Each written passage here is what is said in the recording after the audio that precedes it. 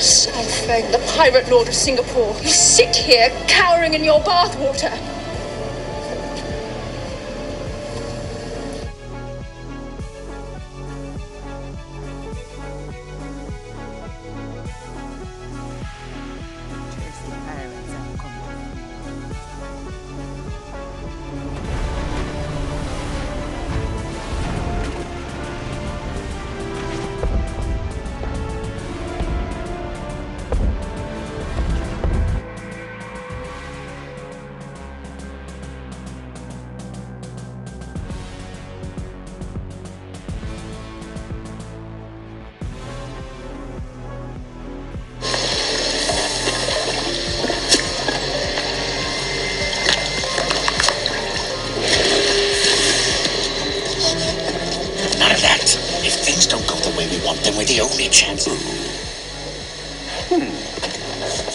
Isn't what coincidence? Because you happen to have a ship.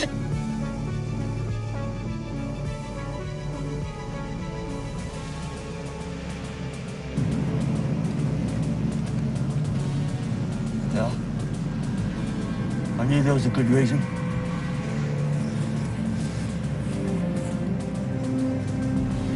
Over the edge. Hasten. The last glimpse of sunset, a green flash shoots up into the sky. Some go their whole lives without ever...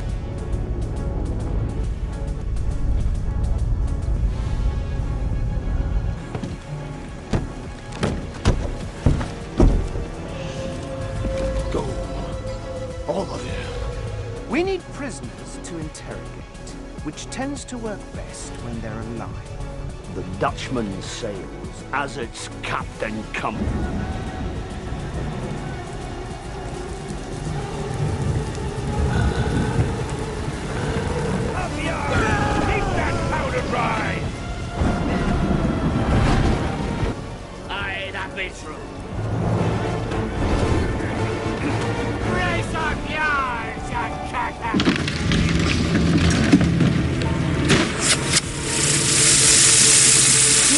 And beggar, never say we die.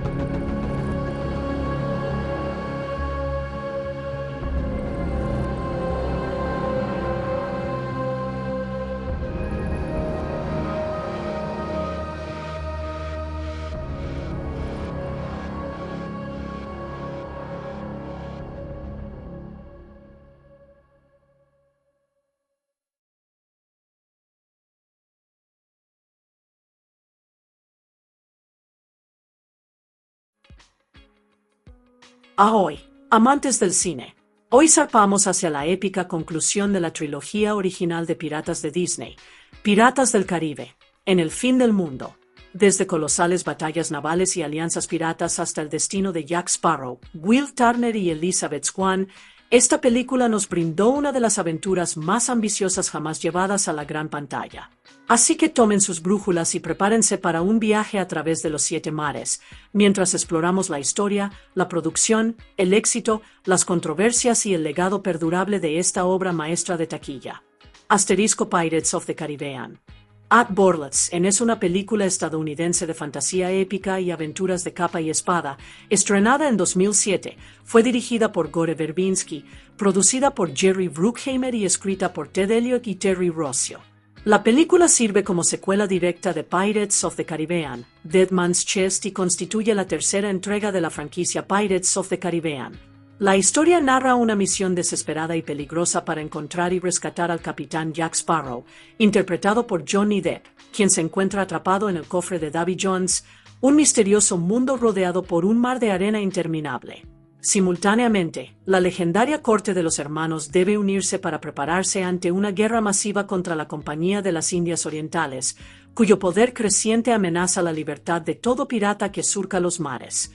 En el marco de una alianza frágil e inestable, Will Turner, interpretado por Orlando Bloom, Elizabeth Swann, interpretada por Keira Knightley, Héctor Barbosa, interpretado por Jeffrey Roos, y la tripulación del Perla Negra emprenden juntos un viaje para rescatar a Jack Sparrow. A medida que el peligro se intensifica, se preparan para un enfrentamiento final contra Lord Cutler Beckett, el despiadado líder que ahora controla tanto a Davy Jones como al aterrador holandés errante.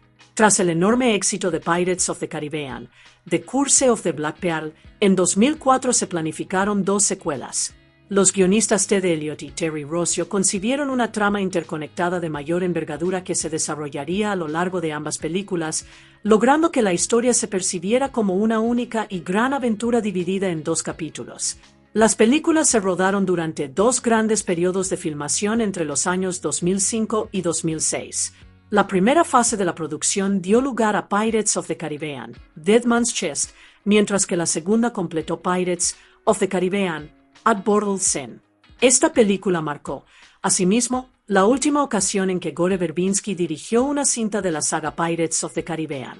Su singular estilo visual, sus secuencias de acción a gran escala y su tono de fantasía oscura contribuyeron a forjar la identidad de la franquicia durante su etapa de mayor éxito. Con un colosal presupuesto de producción de casi $300 millones estadounidenses, la película se convirtió, en el momento de su estreno, en la cinta más costosa jamás realizada. El enorme presupuesto se destinó en gran medida a complejos efectos visuales, batallas navales a gran escala, detallados diseños de escenarios, exóticas locaciones de rodaje y un exigente calendario de producción consecutiva. Pirates of the Caribbean. tuvo su gran estreno en el Disneyland Resort el 19 de mayo de 2007, antes de llegar a las salas de cine de todo Estados Unidos el 25 de mayo. La película desembarcó en medio de una enorme expectación por parte de los fans de todo el mundo, especialmente tras el final en suspenso de la entrega anterior.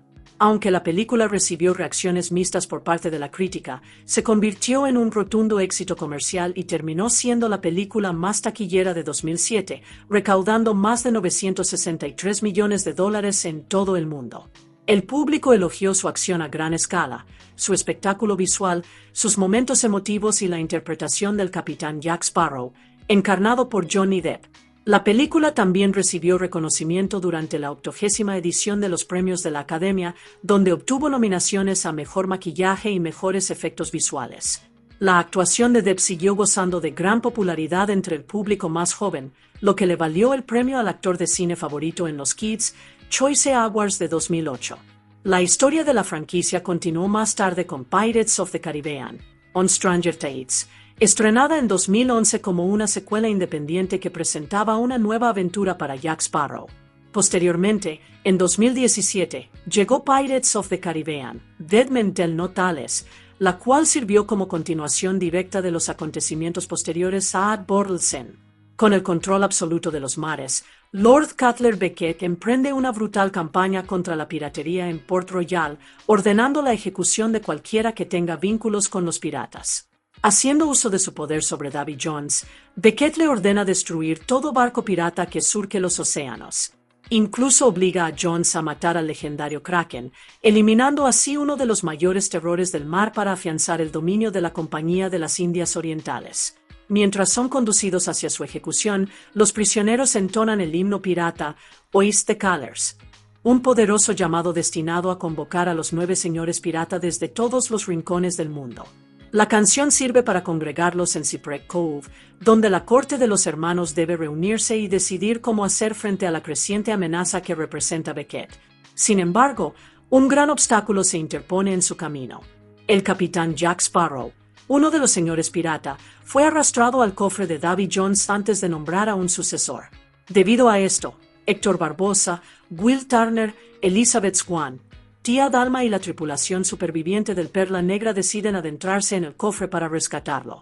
Su búsqueda los lleva a Singapur, donde se encuentran con el poderoso señor pirata Sao Feng. Feng posee las cartas de navegación especiales necesarias para llegar al cofre de Davy Jones. Pero antes de que pueda concretarse acuerdo alguno, la Compañía de las Indias Orientales lanza un ataque, transformando el encuentro en una violenta batalla. En medio del caos, Will Turner sella en secreto un peligroso pacto con Sao Feng. Promete entregar a Jack Sparrow a cambio del control del Perla Negra. Sin embargo, la verdadera intención de Will es profundamente personal. Desea la nave para poder rescatar a su padre, Bootstrap Bill Turner, quien permanece atrapado a bordo del aterrador holandés errante bajo la maldición de Davy Jones. Finalmente, la tripulación logra adentrarse en el cofre de Davy Jones, un mundo extraño y aterrador repleto de mares interminables, semejantes a desiertos, y de almas atrapadas. Tras un largo y peligroso viaje, logran por fin rescatar al capitán Jack Sparrow y recuperar el Perla Negra. Al emprender el viaje de regreso al mundo de los vivos, se cruzan con pequeñas barcas que transportan las almas de los difuntos. Entre ellas se encuentra el gobernador Swan, padre de Elizabeth, quien fue ejecutado por órdenes de Lord Cutler Beckett durante su despiadada guerra contra la piratería. El gobernador Swan revela la trágica verdad sobre Davy Jones y su maldición. Hace mucho tiempo, la diosa del mar Calipso encomendó a Jones el sagrado deber de guiar las almas de aquellos que perecían en el mar hacia el más allá. A cambio de esta responsabilidad eterna, se le concedió a Jones el permiso de pisar tierra firme una vez cada 10 años para reencontrarse con la mujer que amaba. Pero cuando llegó el día, su amada nunca acudió a la cita. Con el corazón destrozado y consumido por el dolor, Jones abandonó su noble propósito. En su ira y desesperación, se arrancó el corazón y lo encerró, transformándose lentamente en la criatura monstruosa temida en todos los océanos. Swan revela también otro secreto aterrador vinculado al holandés errante. Quien quiera que mate a Davy Jones apuñalando su corazón oculto deberá ocupar su lugar y convertirse en el nuevo capitán del holandés, quedando atado para siempre al mismo deber maldito de transportar las almas perdidas en el mar. Finalmente, la tripulación logra adentrarse en el cofre de Davy Jones, un mundo extraño y aterrador repleto de mares interminables, semejantes a desiertos, y de almas atrapadas. Tras un largo y peligroso viaje, logran por fin rescatar al capitán Jack Sparrow y recuperar el Perla Negra.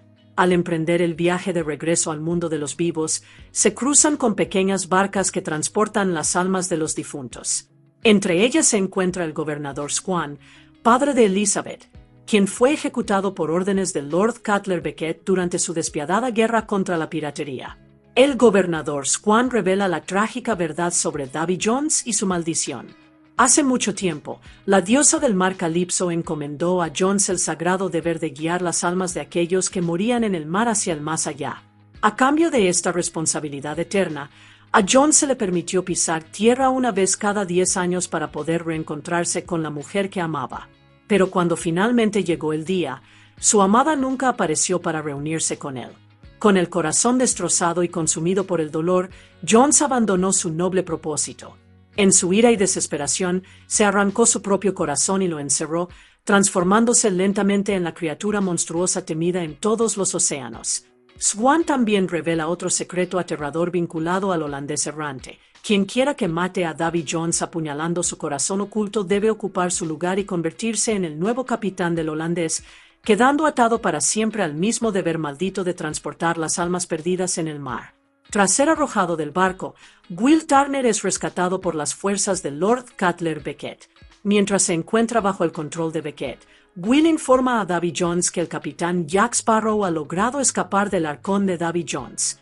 Durante este tiempo, Will también descubre una verdad impactante. Fue el propio Davy Jones quien traicionó a la diosa del mar Calipso y ayudó a la primera corte de los hermanos a aprisionarla en forma humana. Se revela entonces que la mujer conocida como tía Dalma ha sido, en realidad, Calipso todo este tiempo.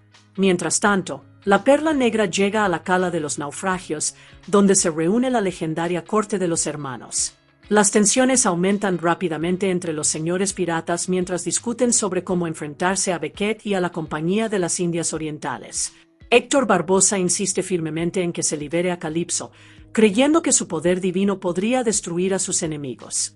Por el contrario, Elizabeth Swann insiste en que los piratas deben dejar de esconderse y unirse finalmente para contraatacar directamente a Beckett.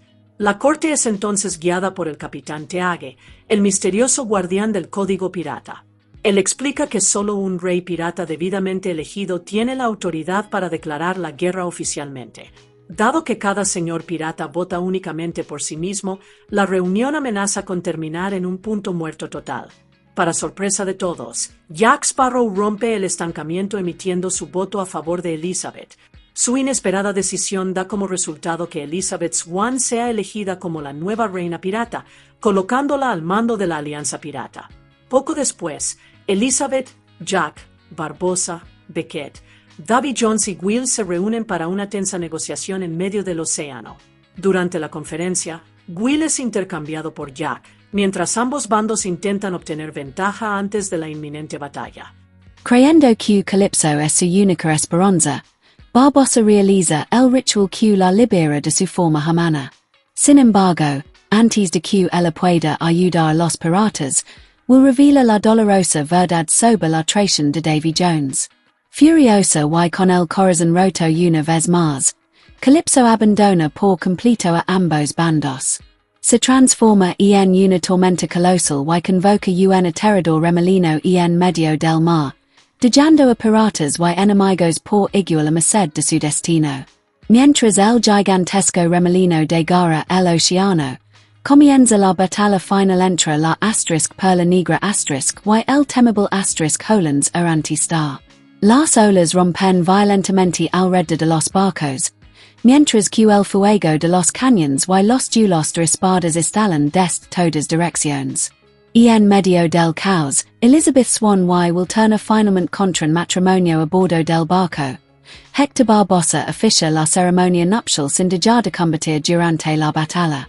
El momento se convierte en una de las escenas más emotivas de la película, combinando el amor y la guerra simultáneamente. Mientras tanto, a bordo del Hollands el capitán Jack Sparrow y Davy Jones luchan ferozmente por el control del corazón oculto de Jones. Durante el duelo, Jones haya de muerte Will Turner. Al darse cuenta de que Will está muriendo, Jack toma una decisión crucial y ayuda a Will a apuñalar el corazón de Jones antes de que la muerte pueda levárselo. En el instante en que el corazón es traspasado, Davy Jones muere, poniendo fin a su reinado sobre los mares. Sin embargo, dado que el capitán del Hollands no pudo morir verdaderamente sin un sucesor, Will se convierte en el nuevo capitán del Hollands Star. Jack y Elizabeth apenas logran escapar antes de que el barco desaparezca bajo las furiosas aguas del remolino. Al mismo tiempo, Lord Cutler Beckett lanza un ataque a bordo de su colosal buque de guerra, el Endeavour contra la perla negra Star. Pero, de repente, el Hollands emerge una vez más del mar, ahora bajo el mando de Will. Liberada de la maldición de Davy Jones, la tripulación del Hollands recupera su humanidad y se une a los piratas en la batalla. Juntos, la perla negra y el Hollands desatan una potencia de fuego devastadora sobre el Endeavour destruyendo por completo el barco y matando a Beckett. Al ver caer a su líder, el resto de la inmensa armada de Beckett pierde el vela y se retira del campo de batalla, otorgando a los piratas su tan anhelada victoria. A pesar de la victoria, el desenlace conlleva un costo desgarrador. Dado q will estar ahora vinculado al asterisk colons anti asterisk. Deeb Gaia las almas de los defuntos hacia el más ala y solo pude regresar a tierra una vez cada 10 años. Conscientes de que no pueden permanecer juntos, will y Elizabeth comparten una emotiva despedida antes de que el zarpe a bordo del asterisk colon star. Elizabeth se cuida atrás, esperando un hijo suyo y protegiendo el cofre que contiene el corazón de Will. Más tarde, Hector Barbosa roba una vez más la asterisk perla negra asterisk y se dispone a buscar la legendaria fuente de la juventud. Sin embargo, pronto descubre que Jack Sparrow ha robado en secreto las cartas de navegación de Sarofong para quedarse el mismo. Finalmente, Jack abandona Tortuga a bordo de un pequeño boat, dando inicio a otra impredecible aventura en busca de la fuente de la juventud. En la escena postcréditos, ambientada 10 años después, Elizabeth y su joven hijo permanecen en la orilla, observando el horizonte mientras el asterisk colons anti asterisk regresa por fin. Al cabo de una década en el mar, Will Turner view finalmente junto a su familia.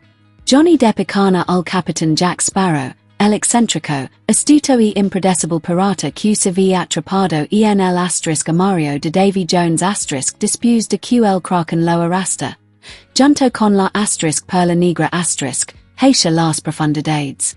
Vardu en un extraño reino que existe entre la vida y la muerte. Jack permanece prisionero hasta que su antigua tripulación emprende una peligrosa misión para rescatarlo. A pesar de sus tendencias egoístas y su amor por la libertad, Jack sigue siendo uno de los líderes piratas más influyentes del mundo y ejerce como señor pirata del mar Caribe. A lo largo de la película, equilibra constantemente la supervivencia, la lealtad y la ambición personal, mientras enfrenta a aliados y enemigos entre sí con su estilo inconfundible. Keira Knightley interpreta a Elizabeth Swann, la veil rosa hija del gobernador Swan y prometida de Will Turner. Cargada de culpa tras haber enganado a Jack Sparrow, dejando que el kraken se lo llevara para salvarse a sí misma y la tripulación de la asterisk perla negra asterisk, Elizabeth se determina a rescatarlo. A lo largo de la historia, evoluciona de ser la hija de un gobernador a convertirse en una de las figuras más poderosas del mundo pirata. Tras la muerte de Sarofong, herida su posición y se convierte en la señora pirata del mar de la China Meridional, así como en capitana de su barco, el asterisk Empress Star.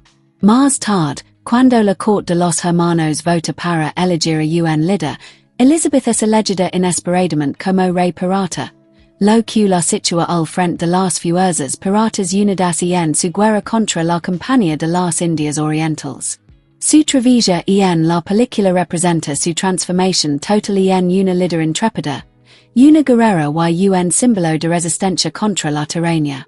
Orlando Bloom interpreta a Will Turner, un hábil herrero que se ha transformado en un valiente pirata y aventurero.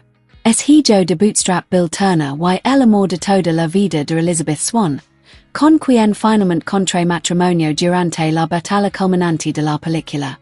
A lo largo de la historia, Will se ve impulsado por un único objetivo: libera a su padre de la maldición del asterisk colons anti star. Su determinación a menudo lo coloca en situaciones peligrosas y lo obliga a tomar decisiones difíciles. Durante el enfrentamiento final con Davy Jones, Will resulta herido de muerte. Para salvar la vida, Jack Sparrow lo ayuda a puñalar el corazón de Jones, completando así el antiguo ritual que transfiere la maldición y las responsabilidades del asterisk colons anti asterisk a un nuevo capitán. Como resultado, Will sobrevive y se convierte en el nuevo capitán del asterisk colons anti asterisk, asumiendo el solemn deber de guiar las almas de aquellos que mueren en el mar hacia el más ala. Aunque gana la batalla, su victoria conlleva el desgarrador precio de permanecer separado de Elizabeth durante la mayor parte de su vida. Stellan Skarsgård encarna a Bootstrap Bill Turner, el padre de Will Turner y un antiguo pirata que ha sido condenado por una maldición a servir a bordo del asterisk colons anti asterisk por toda la eternidad, bajo el mando de Davy Jones.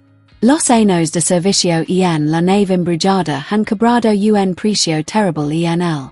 A medida que la maldición consume lentamente su mente y su cuerpo, Bootstrap comienza a perder su sentido de identidad y su humanidad. Para la segunda mitad de la película, se encuentra mentalmente confuso, emocionalmente destrozado y, a menudo, incapaz de distinguir un amigo de un enemigo. Su estado se vuelve tan grave que apenas logra reconocer a su propio hijo cuando se reencuentran. Atrapado entre la lealtad, el miedo y la locura, Bootstrap se convierte en un trágico símbolo del sufrimiento provocado por la maldición del ** star. Finalmente, su estado de deterioro lo lleva a asesinar al almirante James Norrington, demostrando que completamente ha tomado el control de la maldición. Bill Nye interpreta a Davy Jones, el temido y poderoso gobernante del reino oceánico y capitán del legendario barco fantasma, el Hollands errante. Tras haber recibido de la diosa del mar, Calypso, el sagrado encargo de guiar las almas de aquellos que perishen en el mar, Jones acabó consumido por el desgarro emocional y la amarga atrás se traicionado por la mujer que amaba. Con el paso del tiempo, se transformó en una figura monstruosa cuya apariencia reflejaba su tormento interior. Para el momento en que transcurren los acontecimientos de * en el fin del mundo *, Jones y no es verdaderamente libre. Su corazón ha sido capturado y puesto bajo el control de Lord Cutler Beckett gracias a las acciones de James Norrington. Dado que quien pose su corazón lo controla a él, Jones se ve obligado a obedecer las órdenes de Beckett. Bajo el mando de Beckett, mata al poderoso Kraken, que fura en su día su arma más temida y su criatura más leal, y utiliza el Hollands errante para dar caza a los piratas en nombre de la Compañía de las Indias Orientales. A pesar de estar esclavizado, Jones sigue siendo impredecible, iracundo y peligroso. Su odio hacia el control que ejerce Beckett y el dolor persistente que siente por Calypso lo convierten en una fuerza volátil, generando una tensión constante incluso entre los soldados que dependen de él.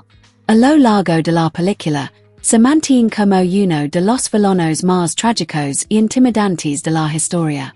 Chow Yun-fat interpreta a Sparrow, el señor pirata del mar de la China Meridional y capitán del poderoso navío chino conocido como la * Emperatriz Star. Sparrow es uno de los líderes piratas más influyentes del mundo y posee las cartas de navegación necesarias para llegar al cofre de Davy Jones. Debido a su conflictivo historial con el capitán Jack Sparrow, al principio se muestra reacio a colaborar en la misión para rescatarlo. Fong considera que Jack no es digno de confianza y se resiste a poner en riesgo su propia posición por alguien que le ha causado problemas en el pasado. A medida que se desarrolla la historia, Sparrow se ve profundamente involucrado en el conflicto contra Beckett y la Compañía de las Indias Orientales.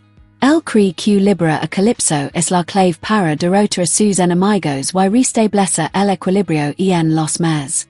Aunque comienza siendo un líder cauteloso y movido por su propio interés, termina desempeñando un papel crucial en los acontecimientos que conducen a la batalla final. Antes de morir a consecuencia de las heridas sufridas durante un ataque de Davy Jones y el Hollands errante, Fong nombra a Elizabeth Swan como su sucesora, convirtiéndola así en la nueva señora pirata del mar de la China Meridional. El nombre del personaje, Sparrow, se traduce aproximadamente como viento alante en chino. La participación de Chow Yun-fat en el papel se confirmó oficialmente en julio de 2005, durante una pausa en la producción de la segunda película de la saga * Piratas Star. Según los relatos de la producción, el actor disfrutó enormemente interpretando al personaje y se hizo conocido por ayudar a los miembros del equipo técnico en el set, llegando incluso a colaborar con la utilería y otras tareas prácticas durante el rodaje. Jeffrey Rush regresa en el papel de Hector Barbosa, uno de los piratas más inteligentes, ambiciosos y impredecibles de la serie. Años atrás, Barbosa Servio como primer oficial del per la negra barjo el mando del capitán Jack Sparrow, antes de lidera un motín y tomar el control del barco para sí mismo. Aunque finalmente fue asesinado, más tarde fue devuelto a la vida por Tía Dalma, específicamente para organizar la peligrosa misión de rescate a Jack Sparrow del cofre de Davy Jones. Más allá del rescate de Jack, el regreso de Barbosa resulta también crucial debido a que pose una de las legendarias piezas de Oco, los sagrados emblemas piratas necesarios para liberar a la diosa marina Calypso de su forma humana. A lo largo de y en el fin del mundo Barbosa actúa simultáneamente como estratega y negociador, esforzándose constantemente por unir a los divididos señores pirata frente a la creciente amenaza de la Compañía de las Indias Orientales. A diferencia de las películas anteriores, en las que se mostraba principalmente como un despiadado capitán pirata, en esta intriga Barbosa dedica gran parte de la trama a navegar por los conflictos políticos internos del mundo pirata. El actor Jeffrey Rush describió al personaje como alguien que evoluciona hacia la figura de un astuto político, recurriendo a la persuasión, la manipulación y la diplomacia con tanta frecuencia como a la espada. Y en su calidad de señor pirata del mar Caspio, Barbosa desempeña un papel fundamental en la convocatoria de la corte de los hermanos y en la preparación de los piratas para su batalla final. Jack Davenport y Colonel James Norrington, un ex-official naval de su vida, ha estado marcado tanto por el honor como por la decepción personal. Tras apoderarse del corazón de Davy Jones y entregárselo a Lord Cutler Beckett, Norrington es recompensado con el prestigioso rango de almirante y readmitido en el servicio de la Compañía de las Indias Orientales. A pesar de este ascenso, Norrington dista mucho de sentirse cómodo con el camino que ha elegido. Sigue profundamente apegado a Elizabeth Swann, quien fuera su prometida en el Pardu, y lucha por conciliar sus sentimientos hacia ella con la lealtad que debe Beckett y la Compañía.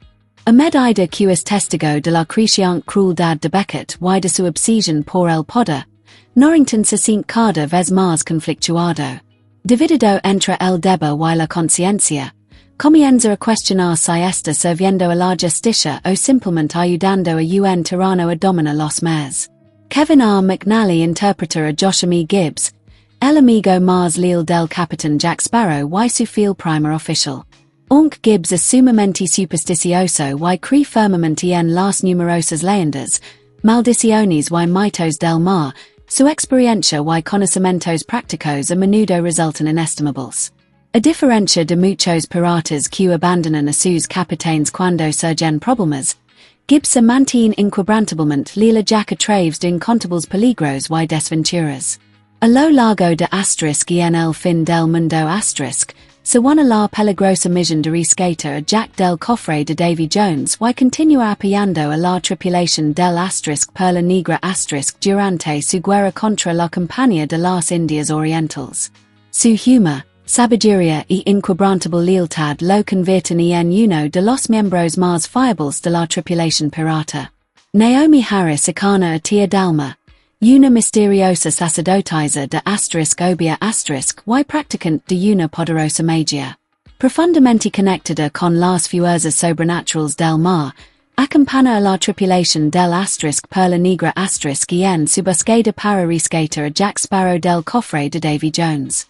Tía Dalma también fue la responsable de traer de vuelta a la vida a Héctor Barbosa al final de la película anterior, demostrando el extraordinario alcance de sus poderes. A medida que la historia se desarrolla, se revela su verdadera identidad. Y en realidad es Calypso, la antigua diosa del mar que fue encarcelada y en forma humana por la primera corte de la hermandad. Hace mucho tiempo, compartió una relación apasionada pero trágica con Davy Jones. Cuando Jones la traicionó, las consecuencias moldearon el destino de ambos y pusieron en marcha muchos de los acontecimientos de la saga. Su liberación se convierte en uno de los objetivos centrales de los líderes piratas, quienes esperan que su inmenso poder pueda ayudarles a derrotar a Beckett y sus fuerzas. Sin embargo, una vez liberada, Calypso no elige ningun bando y desata un colosal torbellino que se convierte en el escenario de la batalla final de la película. Tom Hollander appears como Lord Cutler Beckett, el calculador y despiadado president de la Compañía de las Indias Orientales. A diferencia de los piratas, que buscan la libertad y la aventura, Beckett se mueve por el orden, el lucro y el control absoluto. Armadú con la autoridad otorgada por el rey y en posición del corazón de Davy Jones, adquire un poder sin precedentes sobre los mares.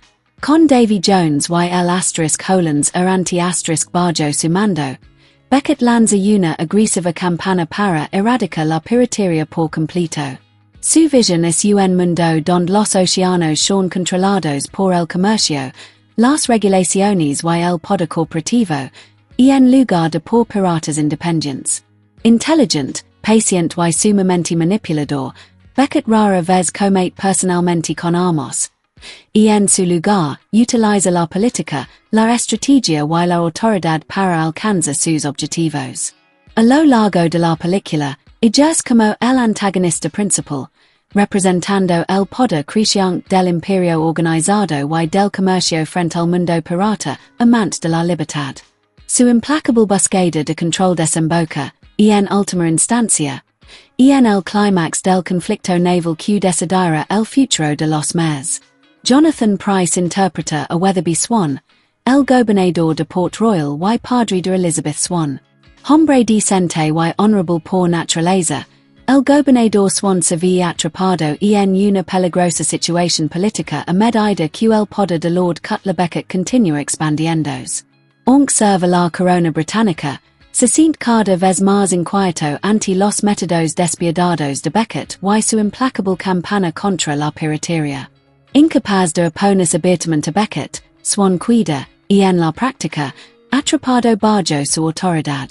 Sus intentos de actuar conforme su conciencia terminan poniéndolo en grave peligro, y su trágico destino se convierte en uno de los puntos de inflexión emocionales de la historia, especialmente para Elizabeth.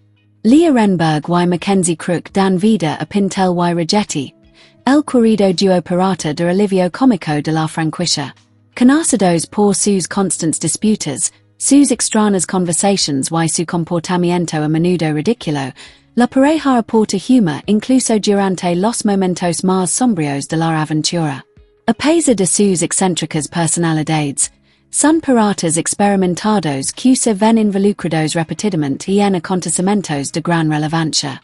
Como miembros de la tripulación extendida de Jack Sparrow, se unen a la misión para rescatarlo del cofre de Davy Jones y, más tarde, participan en la lucha de los piratas contra la Compañía de las Indias Orientales. Su amistad, su lealtad y sus interminables desventuras los convierten en personajes favoritos de los fans a lo largo de toda la saga. David Bailey regresa en el papel de Cotton, uno de los miembros más reconocibles de la tripulación de Jack Sparrow. Cotton es mudo y no puede hablar, por lo que se comunica mediante gestos, mientras que su inteligente loro a menudo parece hablar en su nombre. Aunque rara vez ocupa el centro de la acción, es un marinero leal y digno de confianza que se mantiene fiel a su capitán. En asterisk en el fin del mundo asterisk, Cotton se une una vez más a la peligrosa expedición para rescatar a Jack Sparrow y participa en las batallas que se suceden. Keith Richards aparece en el papel del Capitán Teague, una de las figuras más respetadas y temidas del mundo pirata. Teague ejerce como el señor pirata de Madagascar y es el guardián del asterisk pirata Codex asterisk, el libro sagrado que contiene las leyes y tradiciones que rigen a la corte de los hermanos.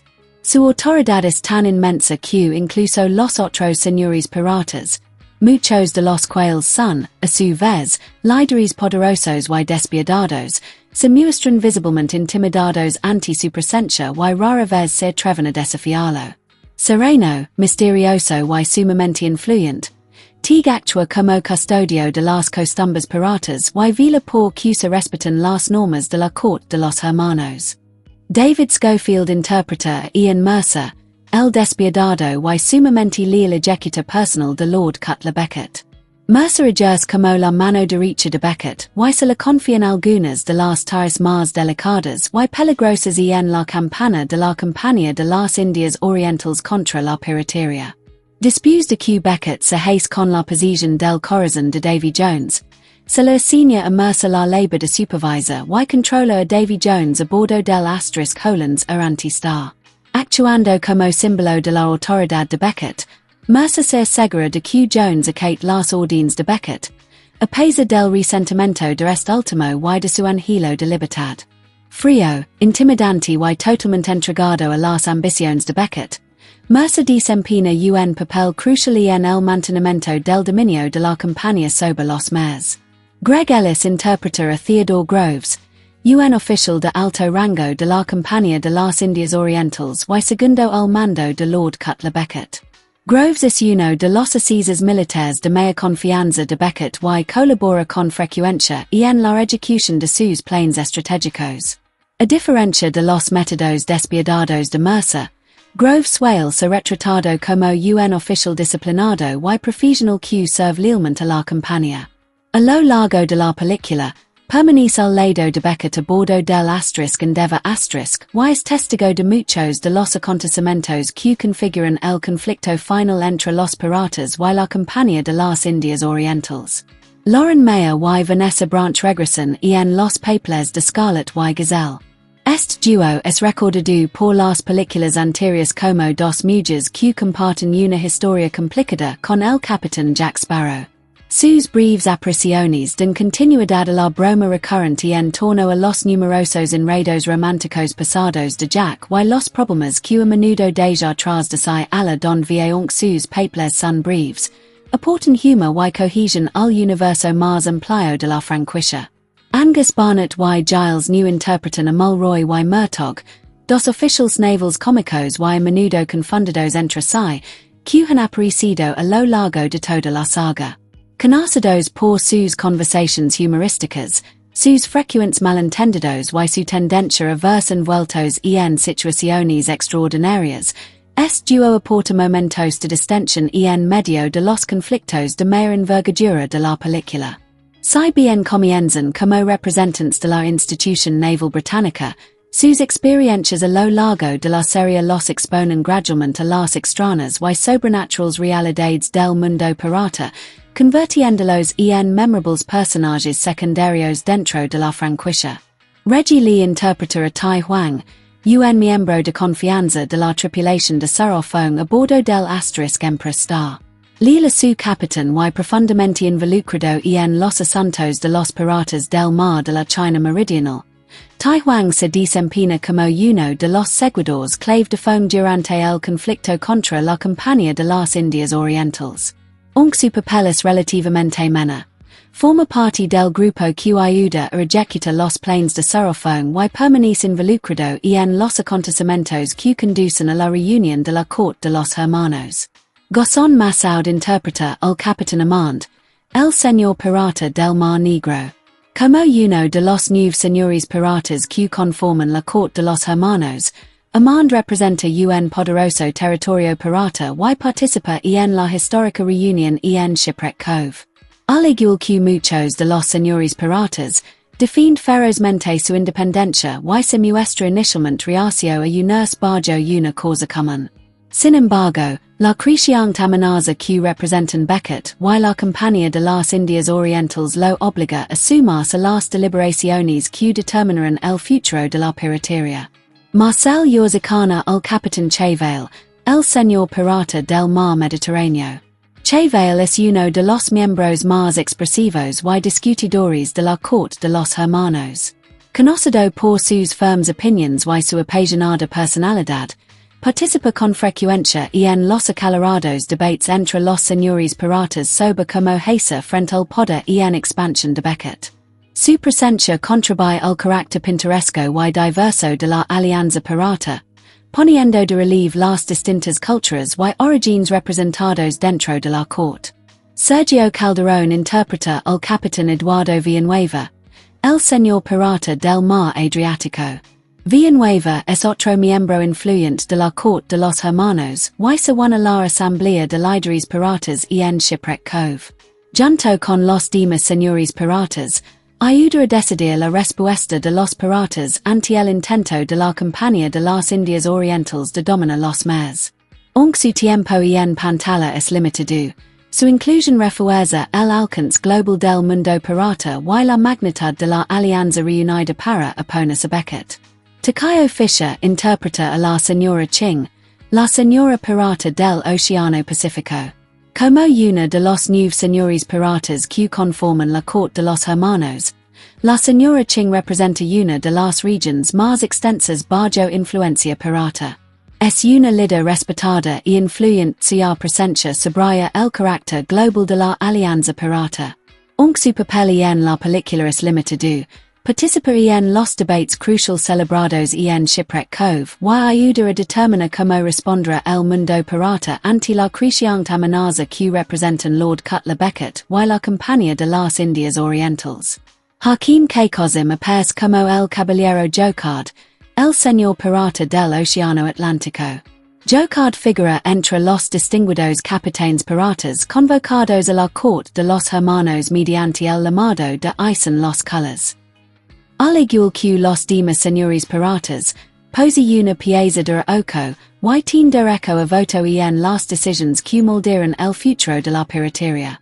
Su participación contribuye a demostrar la diversidad y el alcance mundial de la Confederación Pirata Reunida para desafiar la autoridad de Beckett. Marshall Manesh interpreta a Sri Sambhaji, el señor pirata del Océano Índico. Sambhaji es uno de los miembros más francos y pintorescos de la corte de los hermanos, contribuyendo con frecuencia a las acaloradas discusiones y desacuerdos entre los señores piratas. A pesar de sus diferencias, finalmente se suma al esfuerzo pirata unificado contra la compañía de las Indias Orientales. Su inclusión enfatiza aún más que piratas de todos los rincones del mundo se han congregado para este histórico enfrentamiento. Dominic Scott Kay interpreta a Henry Turner en su niñez durante la escena postcréditos de la película. Es el hijo de Will Turner y Elizabeth Swann. 10 años después de que Will zapara a bordo del Hollands ante Elizabeth y su hijo aguardan en un acantilado con vistas al mar mientras Will regresa por fin, cumpliendo así la condición que le permite pasar tierra firme una vez cada década. En el momento del estreno de y en el fin del mundo el niño fue acreditado como el joven Will Turner, lo que llevó a muchos espectadores a creer que representaba una versión más joven de Will. Sin embargo, tras el estreno de Piratas del Caribe, La venganza de Salazar el personaje fue oficialmente establecido como Henry Turner, el hijo de Will y Elizabeth. Henry crecería más tarde para convertirse en uno de los personajes centrales de la quinta película de la saga Piratas del Caribe dando continuidad al vínculo de su familia con el legado sobrenatural del Hollands Star. Tras el enorme éxito de Piratas del Caribe, La maldición de la perla negra en 2003, los cineastas decidieron rápidamente expandir la franquicia. El elenco principal y el equipo de producción firmaron acuerdos para realizar 2 secuelas, las cuales se filmarían de manera consecutiva como parte de una única producción a gran escala. Este enfoque permitió que la historia se desarrollara a lo largo de múltiples películas, manteniendo al mismo tiempo la continuidad entre los personajes y los acontecimientos. Para la tercera película, el director Gore Verbinski quiso volver a centrar la atención en los personajes y sus trayectorias personales. Si bien Piratas del Caribe, el cofre del hombre muerto fue concebido principalmente para hacer avanzar la trama general y preparar el terreno para futuros acontecimientos, Verbinski consideró que en el fin del mundo debía dedicar más tiempo a explorar las emociones, las motivaciones y las relaciones de sus personajes centrales. Como resultado, la película pone un mayor énfasis en las luchas personales de Jack Sparrow, Will Turner, Elizabeth Swann, Davy Jones y Barbossa, sin dejar de ofrecer la acción épica y el espectáculo que se esperan de la saga. Los guionistas Ted Elliott y Terry Rocio también buscaron expandir el universo de la franquicia más allá de su elenco original. Inspirándose en confederaciones piratas históricas reales y en figuras piratas célebres de la historia, crearon a muchos de los ficticios señores de los piratas que aparecen en la corte de los hermanos. Esto permitió que la historia adquiriera una escala mucho mayor, transformándose de las aventuras de unos pocos personajes en un conflicto global que involucra a piratas de todos los rincones del mundo. Otro objetivo creativo fundamental fue profundizar en la mitología del universo de *Piratas Star. Para lograrlo, los guionistas presentaron formalmente a Calypso, la poderosa diosa del mar cuya influencia se había insinuado en las películas anteriores. Su historia proporcionó una explicación para muchos de los elementos sobrenaturales presentes a lo largo de la saga, y en particular la maldición vinculada a Davy Jones y el *Hollands Star. La introducción de Calypso también permitió cerrar el círculo de la mitología de la franquicia. Y en la primera película, Héctor Barbosa mencionó brevemente unos misteriosos dioses paganos como parte de la explicación de la maldición sobrenatural que afectaba a la tripulación de la Perla Negra Star. Al revelar a Calypso y su conexión con Davy Jones, la tercera película amplió aquellas insinuaciones previas y ofreció al público una comprensión más profunda de los poderes ancestrales que dan forma al mundo de Piratas del Caribe Star. Partes de Piratas del Caribe, en el fin del mundo se filmaron simultáneamente con Piratas del Caribe. El cofre del hombre muerto como parte de un ambicioso calendario de producción consecutiva. Este colosal esfuerzo de rodaje se prolongó durante muchos meses y concluyó finalmente el 1 de marzo de 2006. Al filmar segmentos de ambas películas de manera conjunta, los cineastas lograron mantener la continuidad entre las historias, al tiempo que daban vida a una de las producciones más monumentales de Hollywood en aquella época. Una de las secuencias más impresionantes creadas para la tercera intriga fue la trama ambientada en Singapur, cuyo rodaje tuvo lugar en agosto de 2005. En lugar de filmar en la ciudad real, el equipo de producción erigió un inmenso decorado de Singapur en el escenario 12 de los estudios exteriores de Universal Studios Hollywood. El decorado constaba de aproximadamente 40 estructuras independientes, construidas en el interior de un gigantesco tanque de agua que medía unos 80 por 130 pies, 24 por 40 metros. El tanque en sí salino de agua hasta alcanza una profundidad de alrededor de 3 pies y medio, lo que permitió a los cineastas recrear canales, muelles y entornos portuarios que lucen auténticos en la pantalla. Dado que existe muy poca información histórica detallada sobre el Singapur del siglo XVIII, el director Gore Verbinski y su equipo de diseño gozaron de una considerable libertad creativa. En lugar de intentar una recreación histórica rigurosa, adoptaron un estilo visual expresionista inspirado en las ciudades chinas y malayas de aquel mismo periodo. Este enfoque les permitió concebir un escenario que resultaba exótico, misterioso y de proporciones épicas, encajando a la perfección dentro del universo de fantasía de la franquicia Piratas del Caribe Star.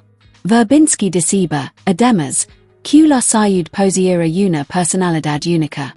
Imagino Singapur como un lugar rebosante de humedad, decadencia y exuberancia orgánica, casi como si se tratara de un gigantesco balneario tropical.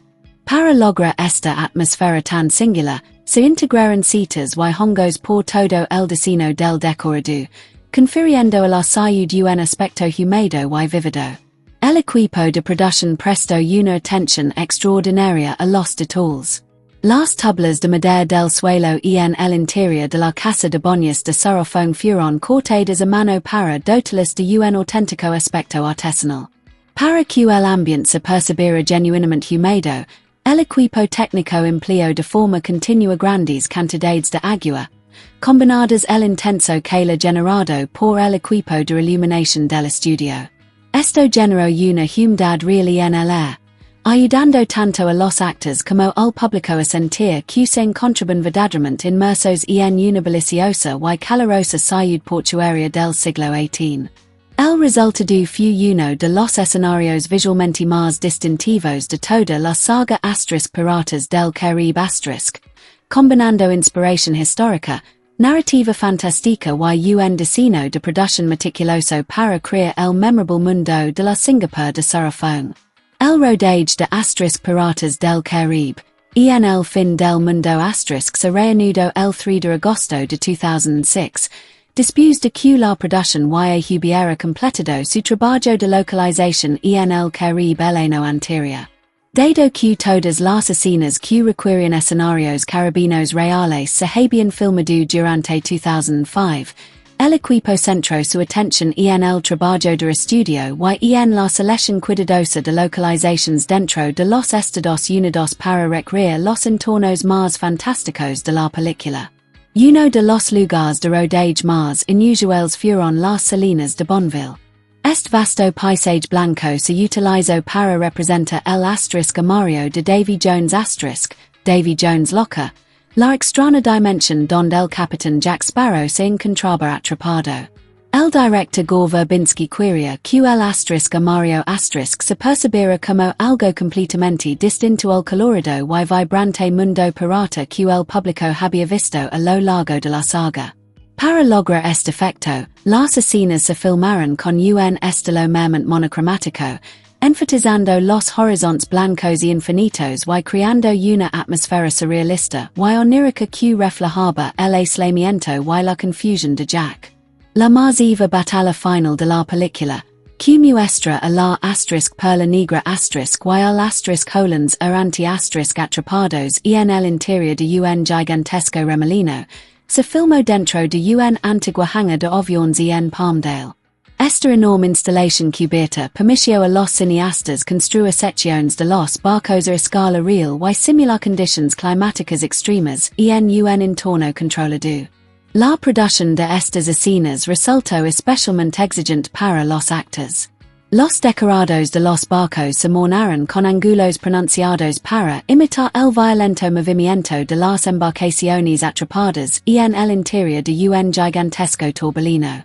Dado que los decorados se empapaban constantemente de agua, los miembros del reparto tuvieron que usar trajes de neopreno debajo de sus elaborados vestuarios piratas para protegerse durante el rodaje.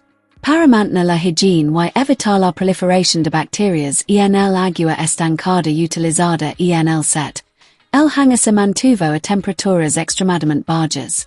Como resultado, tanto los actores como el equipo técnico trabajaron a menudo durante largas jornadas, empapados y rodeados de condiciones gélidas, lo que hizo que la producción resultara físicamente agotadora, a pesar de los espectaculares resultados que se aprecian en la pantalla. Se filmaron tomas adicionales cerca de las cataratas del Niagara para capturar imágenes naturales del agua que pudieran incorporarse a las secuencias de efectos visuales de la película. El trabajo de efectos visuales del film fue igualmente ambicioso. Industrial Light and Magic creó aproximadamente 750 planos de efectos visuales, mientras que Digital Domain aportó alrededor de 300 más.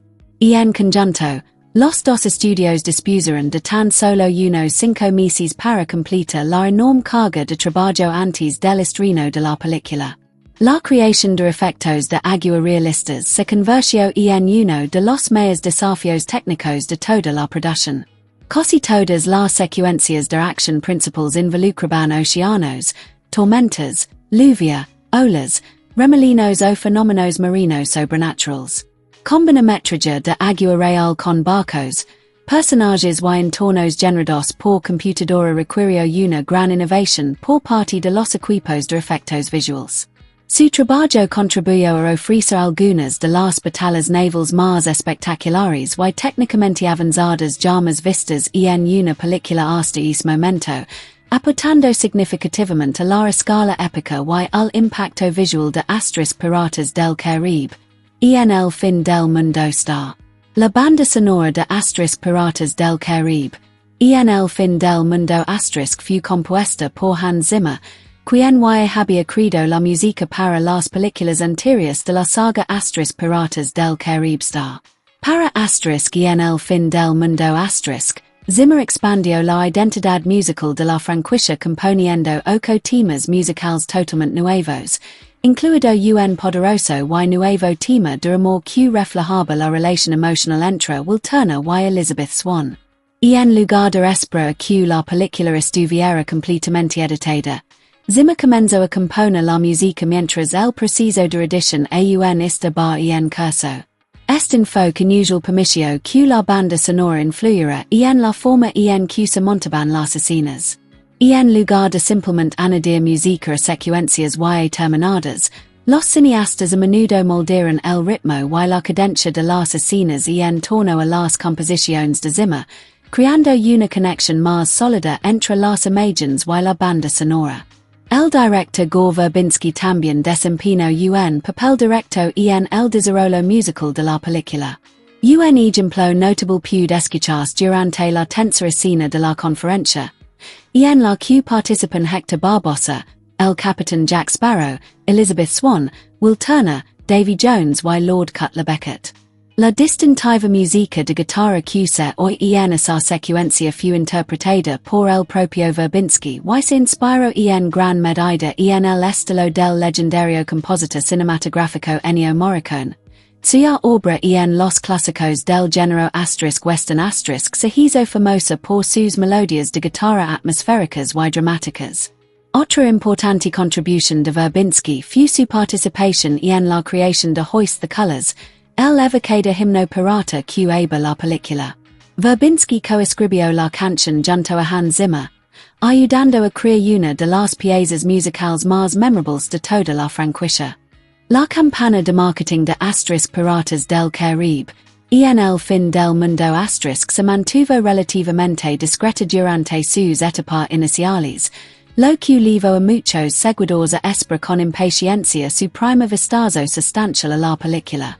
Tras meses de expectación, el primer trailer importante del film hizo finalmente su debut en la shows 2007, generando un gran entusiasmo entre los propietarios de salas de cine, los profesionales de la industria y los aficionados. Poco después, el 18 de marzo de 2007, el trailer fue presentado a los seguidores más devotos durante un evento especial de proyección de asterisk Piratas del Caribe. La maldición de la perla negra asterisk, bautizado como el Pirates Ultimate Fan Event. Esta reunión exclusiva permitió a los seguidores de larga data de la franquicia obtener un adelanto de la tan esperada conclusión de la trilogía. Al día siguiente, el 19 de marzo, el trailer legó a una audiencia mucho más amplia al emitirse durante el popular programa de televisión asterisk Dancing with the Stars Star. Tras su debut televisivo, el trailer se lanzó en línea, permitiendo a los seguidores de todo el mundo ver y comentar las nuevas imágenes. El adelanto ponía de manifiesto la enorme escala de la película, sus espectaculares efectos visuales, sus masivas batallas navales y el regreso de personajes entrañables como el capitán Jack Sparrow, Will Turner, Elizabeth Swann y Hector Barbosa. Para respaldar el estreno de la película, se produjo una amplia gama de productos de asterisk merchandising star. A finales de abril de 2007, la compañía NECA lanzó una serie de figuras de acción coleccionables basadas en los personajes del film. Estas figuras presentaban recreaciones detalladas de los personajes de la película y no tardaron en ganar popularidad entre los coleccionistas y los seguidores de la franquicia. También se introdujeron varios juegos de mesa temáticos. Entre los se incluyen una edición especial de ajedrez para coleccionistas, con piezas que representaban a los personajes del universo de asterisk Piratas asterisk, una versión personalizada del clásico juego de mesa asterisk Monopoly asterisk, y un juego de dados con temática pirata basado en el asterisk las dice asterisk, dados del mentiroso. El juego de azar que aparece con frecuencia a lo largo de la saga cinematográfica. Estos productos permitieron a los seguidores interactuar con el mundo de Piratas del Caribe más a la de las propias películas. Además, la empresa Master Replicas creó una serie de artículos coleccionables de alta gama inspirados en la película. Estos incluyen esculturas detalladas de los personajes principales, réplicas de joyas que aparecen en los films y reproducciones de objetos emblemáticos, como el legendario cofre del hombre muerto. Diseñados para coleccionistas seriosos, estos artículos de primera calidad contribuyeron a ampliar la línea de productos de la franquicia y brindaron a los seguidores la oportunidad de posar piezas inspiradas en algunos de los artefactos más emblemáticos de la saga. En conjunto, el lanzamiento del trailer, la promoción televisiva, el marketing en línea, los juguetes, los jugos de mesa y las réplicas coleccionables conformaron una campana promocional integral que ayudó a generar expectación ante lo que se promocionaba como la épica conclusión de la trilogía original de Piratas del Caribe star. Coincidiendo con el estreno de Piratas del Caribe en el fin del mundo el 22 de mayo de 2007, Southeast lanzó Union videojuego basado en Louisiana película. El juego salió a la venta en una amplia variedad de plataformas, incluyendo las versiones de Piratas del Caribe. En el fin del mundo para Xbox 360, PlayStation 3, Wii, PlayStation Portable, PSP, PlayStation 2, PC y Nintendo DS. El juego permite a los jugadores revivir muchas de las principales secuencias de acción de la película, asumiendo el control de personajes como el Capitán Jack Sparrow, Will Turner y Elizabeth Swann. Con combates de espada, exploración y batallas de corte cinematográfico, fue diseñado para capturar el espíritu aventurero y la acción trepidante del film. Una de las incorporaciones más interesantes apareció en las versiones del juego para PlayStation 3 y Xbox 360. Estas ediciones incluyen una característica especial titulada La Historia de Davy Jones y Calypso, la cual exploraba la mitología detrás de algunos de los personajes sobrenaturales más importantes de la franquicia. Este contenido adicional proporcionaba a los jugadores información más detallada sobre la trágica relación entre Davy Jones y Calypso, explicando cómo su amor acabó derivando en traición, desengaño y la creación de la maldición que envuelve el Hollands anti-star. El juego también ampliaba la mitología de la saga al sugerir que el capitán del Hollands podría, y en última instancia, liberarse de la maldición si encontraba un amor que fuera verdaderamente sincero y perdurable. Esta idea añadió una mayor profundidad emocional a la historia de Davy Jones y, posteriormente, conectó de manera significativa con el destino de Will Turner y Elizabeth Swann. Además del videojuego, la música de la película se lanzó el mismo día. La banda sonora oficial, compuesta por Hans Zimmer, estuvo disponible a partir del 22 de mayo de 2007, permitiendo a los seguidores disfrutar de la partitura orquestal del film fuera de las salas de cine. Junto con el álbum de la banda sonora principal, también se lanzó una versión de remezclas que ofrece interpretaciones alternativas de varios temas musicales de la película. El estreno mundial de Pirates of the Caribbean, at World's End tuvo lugar el 18 de mayo de 2007 en Disneyland, el parque temático que alberga la atracción original de Pirates of the Caribbean que inspiró toda la franquicia cinematográfica. Esta ubicación revestía una importancia especial, y que las dos primeras películas de la trilogía también habían celebrado allí sus estrenos, convirtiendo a Disneyland en un juego simbólico para la saga. A diferencia de muchos estrenos de Hollywood, que suelen reservarse exclusivamente para celebridades, representantes de los medios de comunicación y invitados de la industria, Disney ofreció a los fans una oportunidad única de asistir al evento. El público general pudo adquirir entradas para el estreno por $1.500 cada una. La totalidad de la recaudación se destinó a la Fundación Make-A-Wish. Esto permitió a los fans más devotos vivir la experiencia de la alfombra roja y, al mismo tiempo, apoya una causa benéfica dedicada a ayudar a niños con enfermedades críticas. A medida que se acercaba la fecha de estreno, Walt Disney Pictures realizó un cambio estratégico en el calendario de lanzamiento de la película en los Estados Unidos. Inicialmente, se esperaba que el público comenzara a ver la película el viernes 18 de mayo de 2007. Sin embargo, apenas unas semanas antes del estreno, Disney adelantó las proyecciones previas a la noche del jueves 17 de mayo, a las 8 p.m. Esta decisión permitió al estudio generar ingresos adicionales durante el fin de semana de apertura y ganar impulso de cara al lanzamiento oficial a nivel nacional. Cuando la película se estrenó de forma masiva el 25 de mayo de 2007, debutó en la extraordinaria cifra de 4.362 salas de cine en todo Estados Unidos. En aquel momento, constituyó el mayor estreno cinematográfico de la historia en cuanto a número de salas, superando en 110 cines el récord anterior, ostentado por Spider-Man 3-star. Este logro demostró la confianza de Disney en el potencial comercial de la película y reflejó la enorme popularidad de la franquicia Pirates of the Caribbean Star. El récord se mantuvo vigente durante aproximadamente un año, hasta se superó por The Dark Knight en 2008.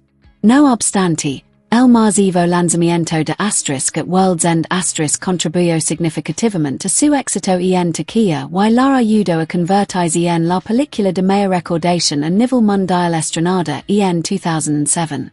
El evento de estreno, la colaboración benéfica, el récord de salas de exhibición y la gran expectación generada en torno a su lanzamiento reforzaron el estatus de la película como uno de los acontecimientos cinematográficos más importantes de su época, poniendo un épico broche final a la trilogía original de Pirates of the Caribbean Star.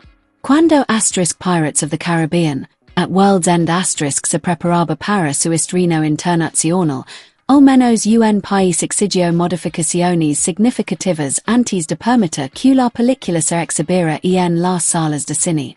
Según informes de la agencia de noticias Xinhua, los censors chinos ordenaron eliminar aproximadamente 10 minutos de metraje de las versiones del film estrenadas en la República Popular China.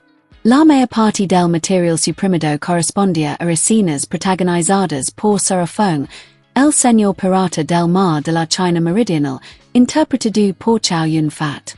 En la versión internacional original de la película, Sparrow aparece en pantalla durante unos 20 minutos y desempeña un papel fundamental en la sección central de la historia, ayudando a los protagonistas a llegar al Davy Jones loca y, posteriormente, nombrando a Elizabeth Swan como su sucesora. Las autoridades chinas no ofrecieron públicamente una explicación oficial detallada sobre los recortes. Sin embargo, diversos informes que citaban fuentes extraoficiales dentro de China sugerían que las inquietudes se centraban en la representación de Sparrow y en la forma en que se retrataba a los personajes chinos en la película. Al parecer, los críticos dentro del país consideraban que el personaje se basaba en estereotipos negativos y creían que su representación podría proyectar una imagen desfavorable del pueblo chino. Como resultado, el público en China vio una versión abreviada de la película, en la que gran parte de la trama de Sparrow había sido reducida o eliminada. A pesar de estas modificaciones, la película se estrenó en los cines chinos y formó parte del lanzamiento mundial de la franquicia en salas comerciales. Esta situación ilustra cómo, en ocasiones, las grandes producciones cinematográficas internacionales son modificadas para cumplir con las normativas locales de censura, las sensibilidades culturales o los criterios de revisión gubernamental. En el caso de at World's End la representación de Sparrow se convirtió en uno de los ejemplos más comentados sobre la edición regional y la censura asociados a la saga Pirates of the Caribbean Star. Tras su exitoso paso por las salas de cine, Pirates of the Caribbean, at World's End se lanzó para su consumo doméstico más tarde, en 2007. La película Lego en formato DVD y Blu-ray el Reino Unido el 19 de noviembre de 2007. Antes de estrenarse en Estados Unidos y Canadá el 4 de diciembre de ese mismo año.